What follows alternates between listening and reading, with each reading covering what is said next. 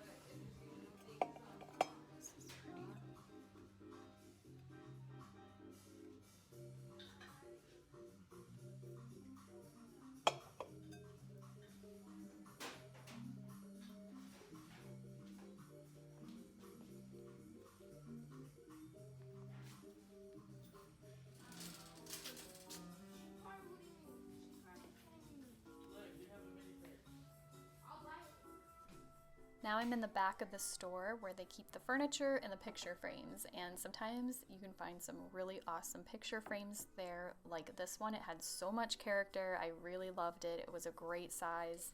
I think it was $8 or $10. I can't quite remember. But now I'm going to take you guys through the clothing a little bit. So I was pushing around that Madewell shirt, but I ultimately decided not to get it. I found a couple of pairs of J. Crew jeans, and actually during this trip to the thrift store I found a ton of J. Crew and a ton of Madewell all throughout the store, but with the increase of prices, like $9, sometimes $15 for a t-shirt, I'm a lot more picky than I used to be. Besides being more minimal, I just don't want like a bunch of extra things I'm not going to wear on a regular basis in my closet, but I also don't want to pay a lot for a shirt. All right, now's the fun part. So I want to show you guys what I found. So I bought both pairs of the J. Crew jeans. They are both vintage straight jeans, and they are from spring of 2021. So someone paid a lot of money for these, didn't work out for whatever reason, and turned around and donated them. So they retail for $128, but I paid $14.99 each. So for 30 bucks for two pairs of jeans was an absolute steal. And right here I'm showing you guys the inside tag that's on most clothing, like stores from the mall like Gap and J. Crew and all those kinds of stores.